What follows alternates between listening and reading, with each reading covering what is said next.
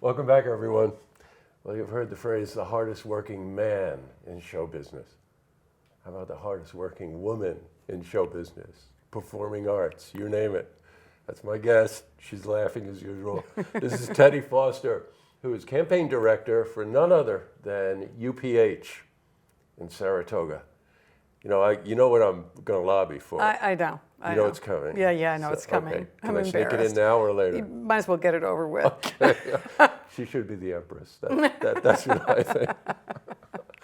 Well, it's been a while since we've talked, and every single time I go by the building, or I talk to our mutual friend Sonny, he just beams about what's going on inside that building. And I know we're not allowed to see it yet. Right. Wink, wink. Yeah. But this is an amazing undertaking for Saratoga, preserving that building and turning it into a world-class performing arts center. Teddy, that's phenomenal. And the reason I said you're the hardest working person is that you never quit.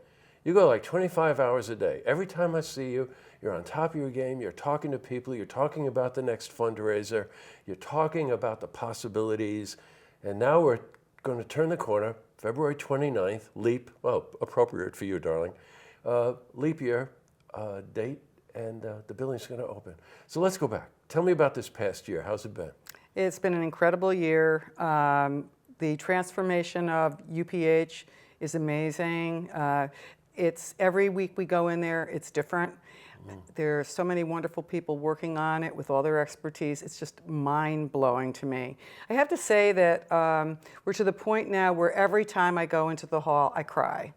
Because it's really becoming real, and I can see how people are going to flow through it and how wonderful the Great Hall is and how everybody's going to have a good seat and a wonderful sound experience. So it's all of the hard work is paying off. It's truly become a labor of love for me, and Lord knows I've been at it long enough. So. Well, you know what? Right before the interview, I asked Teddy, I said, it seems like yesterday that they started construction.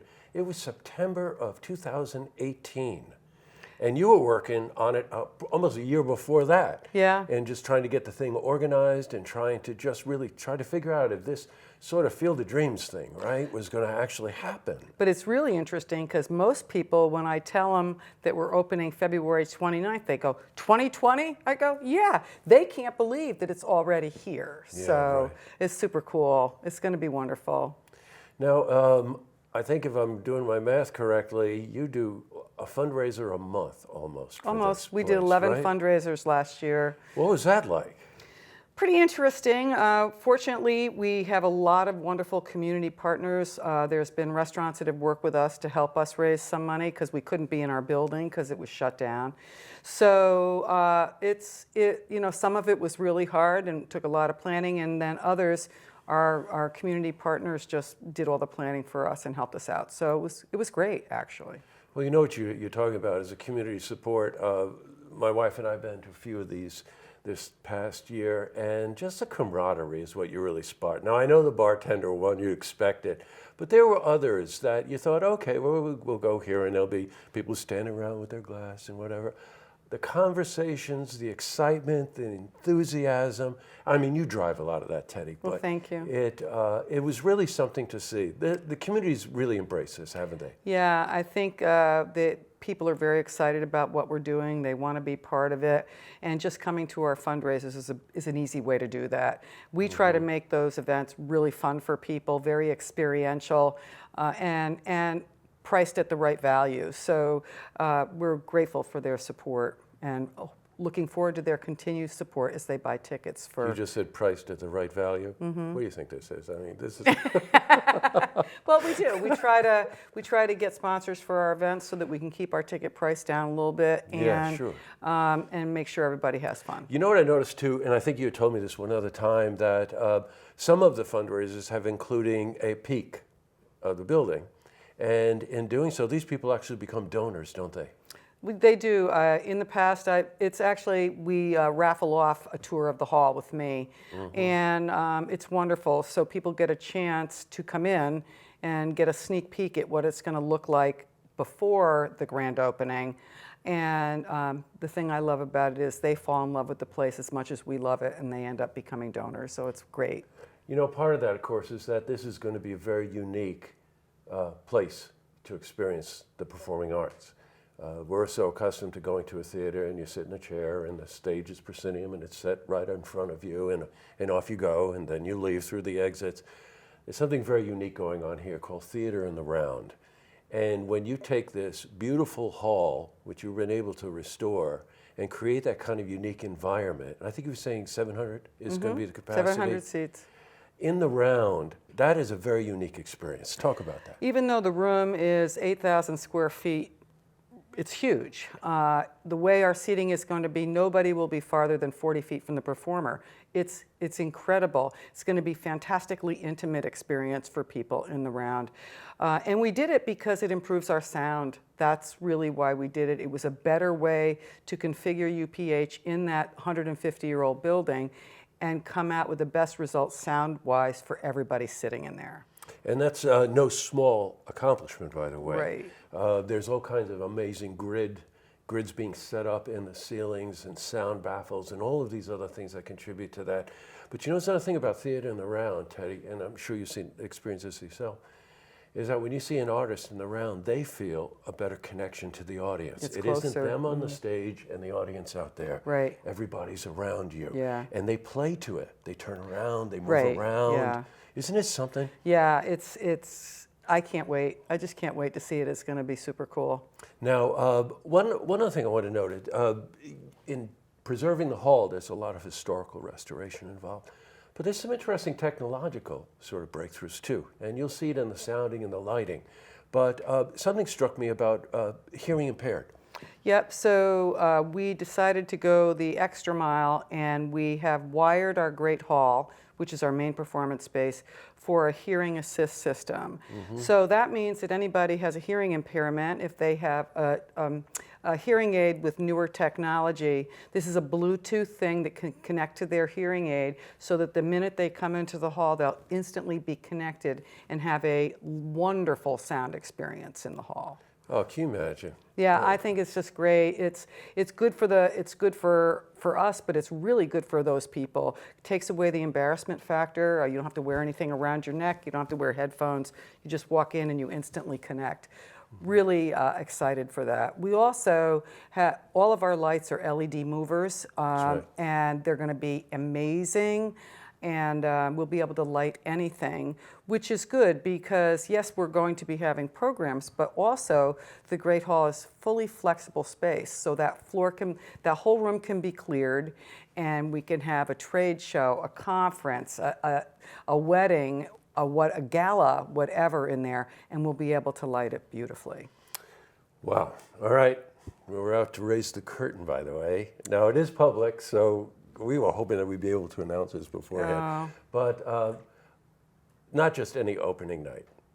Rosanne Cash. We're so thrilled to have Rosanne Cash for opening night. It's going to be an amazing performance, an amazing performance. You know, it's one thing to get an artist for an opening night, but if anybody has seen Ken Burns' documentary on country music, there's a wonderful segment in there, a number of times actually throughout this series, where Rosanne really talks about the heart of country music, her experiences from her family, the Cash family, and it's absolutely riveting. And they showed performance footage, and she just communicates with the audience about her experience in a way that could not be more intimate, which plays to the strength of that hall, Teddy. I'm telling you, that is really an amazing opening night. Very honored to have her as our opening act. I really am, and I think the public is into it because our tickets are selling extremely well. Great. So, and they just went on sale 2 days ago. Now, it's part of an opening week, right?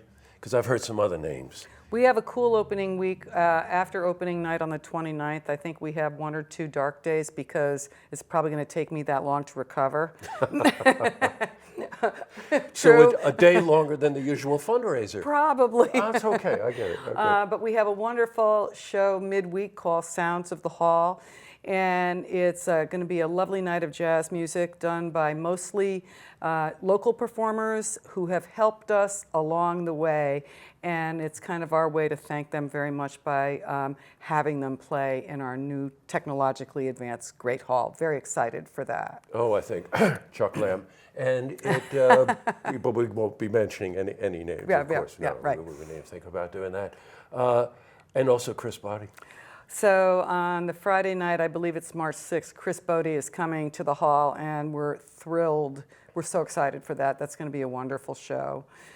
We also have a very family-friendly show that week called the Marvelous Marquee Family Circus, and that will be upstairs in the Great Hall. I'm not going to give it away or say what it's about, but families, children, and parents alike are going to love it. It's going to be a really fun time. And really one of the first times we've ever done much children's programming kind of thing at UPH. The other thing that we will be bringing to UPH, which I'm thrilled about, is the School of the Performing Arts that the Proctors Collaborative has. Right, and sure. we'll be hosting a School of Performing Arts in July. So, and then once the fall hits, as school starts again, we will do what they call on-the-go programming and bring theatrical acts to UPH 4 or 5 times during the year where kids can be bused to come and see. So long about 2 years ago, when we started talking about this, did you ever think you'd actually be here with a month to go? Well, 2 months ago. Yeah, no, it's pretty surreal for me.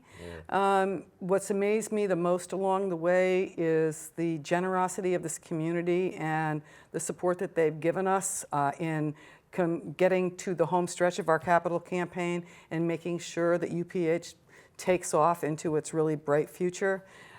That's just been wonderful. It's kind of surreal for me. I see it happening. I really can't wait for opening night. And I just want to see the look on everybody's faces that night as the curtain goes up and they get to experience this spectacular performance hall that some said could never happen, and it's happening. It's going to be wonderful for everybody in Saratoga and regionally as well. We're thrilled. Boy, well said. Thank you. Shout out to Sonny.